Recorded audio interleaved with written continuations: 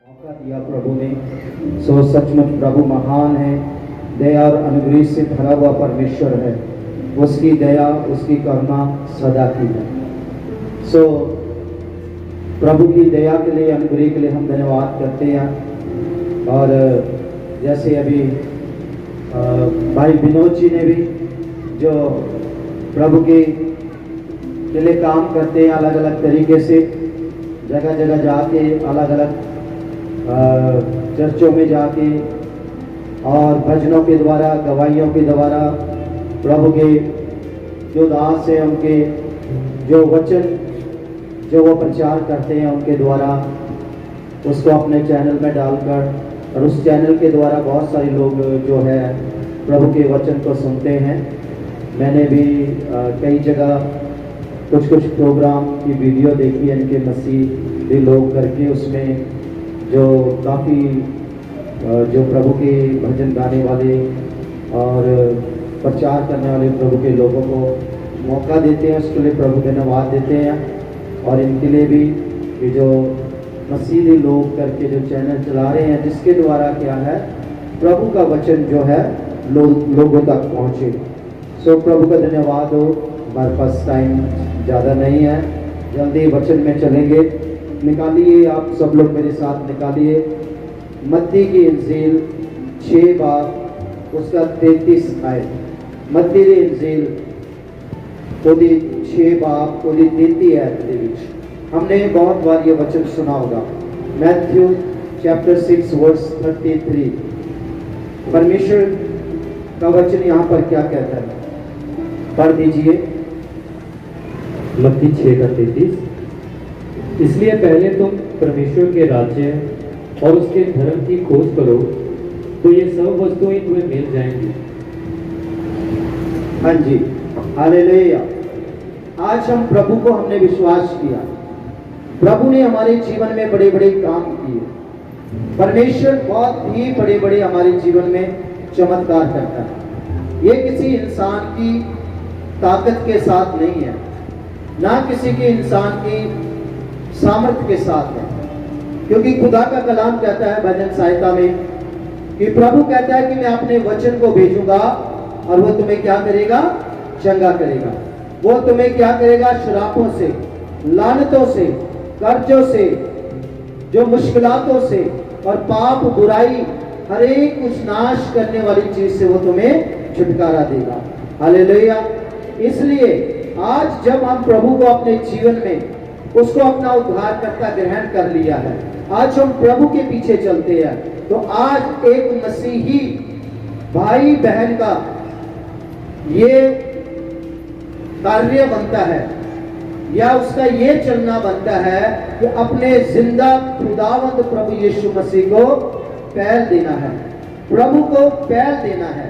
क्योंकि हमारा उद्धार, खुदा का कलाम क्या कहता है कि हमारा उद्धार, हमारा छुटकारा कोई किसी भेड़ बकरी के लहू से नहीं, सोने चांदी से नहीं, लेकिन मसीह यीशु के कीमती और बहुमूल्य लहू के द्वारा हमारा पापों से हमारा छुटकारा हुआ है।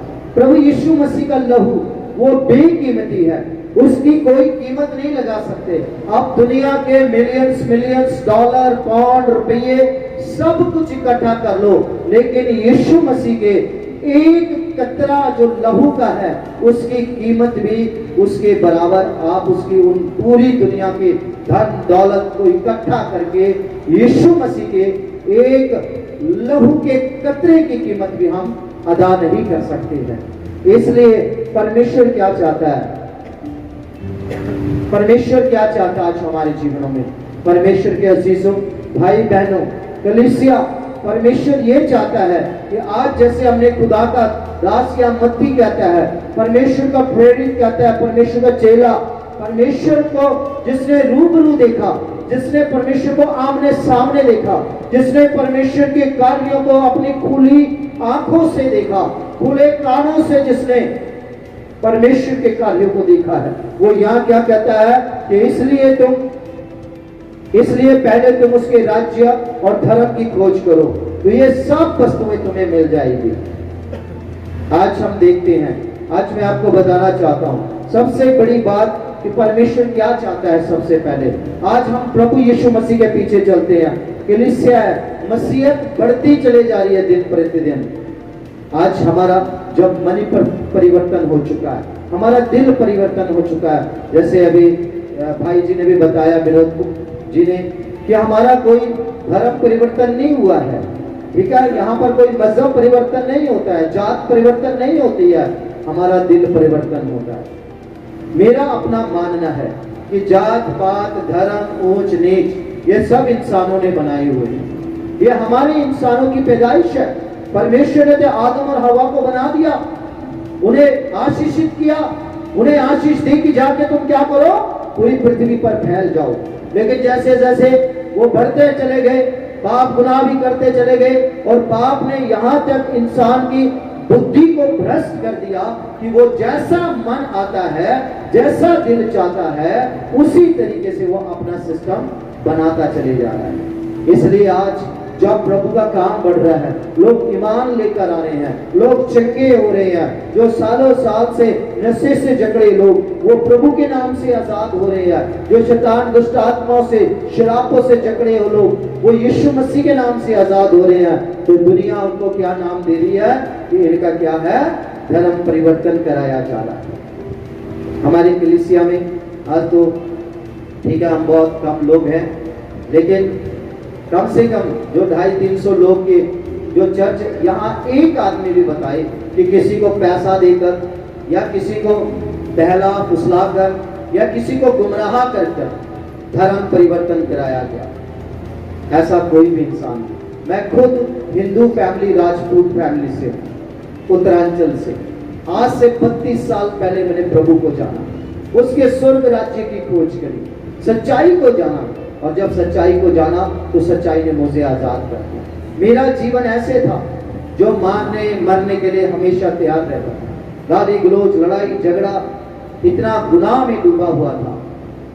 लेकिन प्रभु ने मुझ जैसे पापी गुनहगार पर तरस खाया, मेरी जिंदगी को बदल दिया, मेरे मन को बदल दिया। मेरे धर्म को नहीं बदला प्रभु ने, मेरी जात को नहीं बदला। आज भी मेरा नाम दीपक है, दीपक से नहीं है, आज भी वही है। मैं कोई दीपक से चल के डैनियल मसीनी बन गया।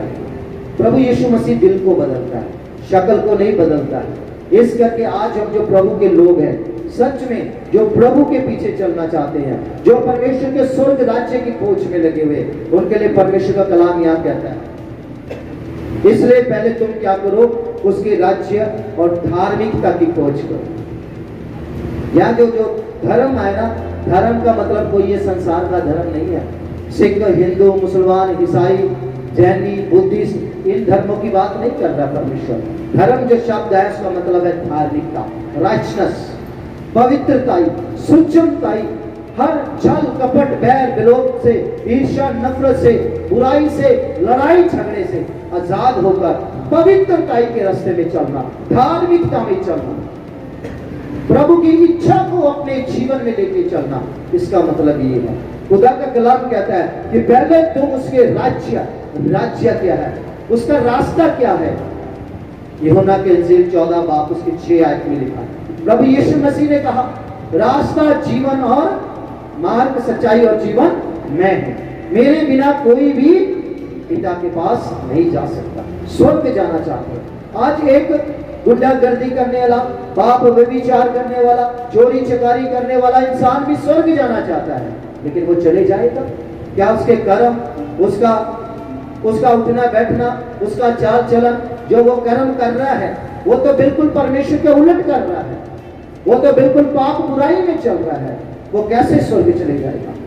इसलिए खुदा का कलाम कहता है, रोमियो 3:23 में लिखा हुआ कि सबने पाप किया और परमेश्वर की महिमा से दूर हो गए। आज इंसान पाप और बुराई के करके उस स्वर्गीय राज्य और उस धार्मिकता से कोसों दूर चला गया।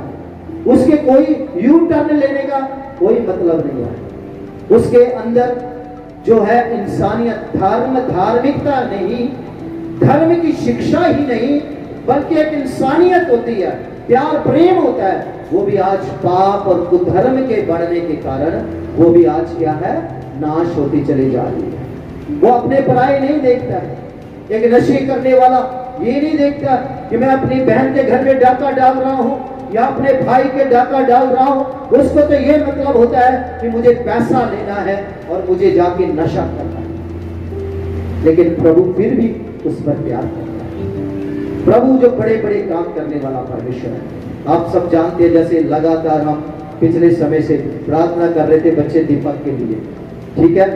इनका एक गलती करना इनके लिए उद्धार का कारण हो गया।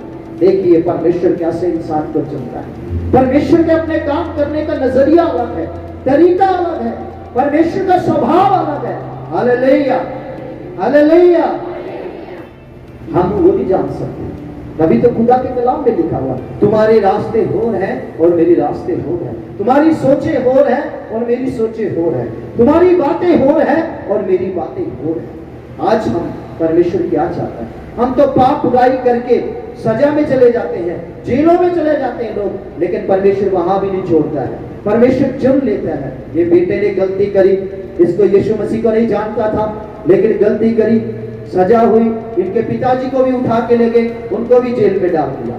लेकिन जब वहां गए, लोगों ने बताया आप ये प्रभु की हजूरी में बैठो। प्रभु के चर्च वहां जेल में बहुत बड़ा चर्च है, कम से कम 250, 300, 400 लोग वहाँ। पिछले समय मुझे एक मौका मिला एक भाई से मिलने का वहाँ, तो मैं उसको जाके प्रभु का वचन बताया। किसी फैमिली के साथ गया था, जैसे ये बेटा है ऐसे ही कोई था, तो वो भी गलत चक्रों में गया, लेकिन वहां जाके बोलता है अब मैं प्रार्थना करता हूँ, मैं प्रभु की हजूरी में बैठा रहता हूँ। प्रभु ने मुझे बल ताकत दिया कि 2-3-4 सालों के मुझे उस चीज से, नशे से छुटकारा दे दिया। हालेलुया।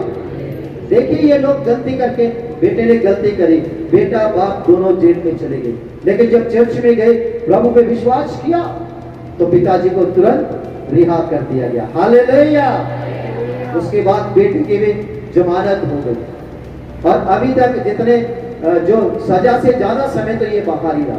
पिछले समय इसको सजा सुनाया गया 10 साल। पिताजी लगातार, इनकी एक बात मुझे बहुत अच्छी लगती थी। आप जानते हैं, इन्होंने 4 बजे उठ के, 3:30 बजे उठ के मुझे फोन करते थे कई बार, पिताजी मैं प्रार्थना में बैठने लगा हूँ, आप भी प्रार्थना करिए। कई बार डेली मेरे को फोन करते थे, सवेरे 4 बजे, 3:30 बजे प्रार्थना किया आंसुओं के साथ। और इनका ये था कि जो मर्जी हो, मेरा परमेश्वर जो भी करेगा अच्छा करेगा। आज इनका बेटा इनके बीच में है, इनके घर में है। पिछले समय में इन्होंने जमानत लगाया और हमेशा के लिए, अब हमेशा के जमानत के लिए बाहर आ गया। इस बच्चे के लिए प्रार्थना करना है। हम प्रभु को, भाई दीपक को बोलना चाहता हूँ, हम प्रभु की भलाइयों को कभी ना भूलें, हम ना शुक्र ना बने, नहीं तो फिर से हम गलती और गुनाहों में चले जाते हैं। जैसे हमारे भाई साहब ने बताया, यह अंत का समय है, बेशक जो मर्जी हो जाए हम खड़े रहे, बेशक हमारी गर्दन भी काट दी जाए। हमारे एक भाई या इधर टीम में काम करते हैं दिल्ली में, उनके पिछले समय मौसा जी गोरखपुर में, कुशीनगर में, चर्च में उनको जबरदस्ती से 151 धारा लगा के ये लोगों को क्या कर रहे थे, भड़का रहे थे, अशांति फैला रहे थे, जेल में कर दिया। डीएम ने ना कोई पेशी, ना कोई जज, ना कोई सुनवाई, कर दिया अंदर। लेकिन प्रभु ने ऐसे लोगों का इंतजाम किया, अपने लोग थे, जो वकील लोग थे, बड़े बड़े एडवोकेट लोग थे, उन्होंने हाई कोर्ट, सुप्रीम कोर्ट से पूरा, और वो मेरे ख्याल 1 हफ्ते में निकल के बाहर था। Hallelujah, hallelujah. अब उनका जहाँ चर्च करते हैं वो घर खाली कराया जा रहा है, लेकिन प्रभु का धन्यवाद है, उनके पास एक छोटा सा प्लाट, बहुत बड़ी कलीसिया उस जगह में उनके पास 1000-1200 लोग हैं, बहुत दूर दूर से लोग आते हैं। और अब वो कह रहे हम अपनी जगह में जो शेड डालकर वहां शुरू करेंगे। मैं क्या देखूं, प्रभु का काम है, किराए की जगह से निकाल देंगे, अपनी जगह से कौन निकालेगा। और अब क्या बोलते हैं वो, कहते अब तो और मैं तगड़ा हो गया हूँ, क्योंकि जेल का एक्सपीरियंस नहीं था। पहले जेल के नाम से घबराते थे, डर लगता था, लेकिन अभी तो जेल जैसे क्या हो गया, यारी दोस्ती हो गई, संबंधी हो गया। जेल तो अब मेरा दोस्त जैसे हो गया। और बड़ा कहते वहां मिले एक जवान का, कितने साल से सजा, उसके लिए प्रार्थना करी। वहां 4 बजे उठ के, 3 बजे उठ के वो प्रार्थना करते थे। पौलुस और सिलास की तरह लोग देखते थे कहती कि ये क्या कर रहे हैं, और सब लोग खुश हुए। बहुत लोगों को वचन बताने का मौका मिला। और एक भाई को कहते सच में रोने लग गया वो, रो रो के उसने पश्चाताप किया, कहता जब मैं बाहर आऊंगा मैं जरूर आपके पास आऊंगा। देखिए परमेश्वर की योजना। इंसान तो सोचता मैं तो बिना मतलब के जेल में मुझे डाल दिया, अरे प्रभु तूने मेरे साथ ऐसा क्यों नहीं दिया। लेकिन अगर वो जेल में न जाते तो कैसे वो आत्मा टूटती। एक मौलवी साहब थे, 65 years old पर्सन, 65 साल के, वो रोज देखते थे ये क्या कर रहे हैं। जाते समय उन्होंने बोला भाई साहब मियाँ मेरे लिए भी दुआएं करना खुदा से कि मुझे भी प्रभु यहाँ से निकाले। हालेलुया।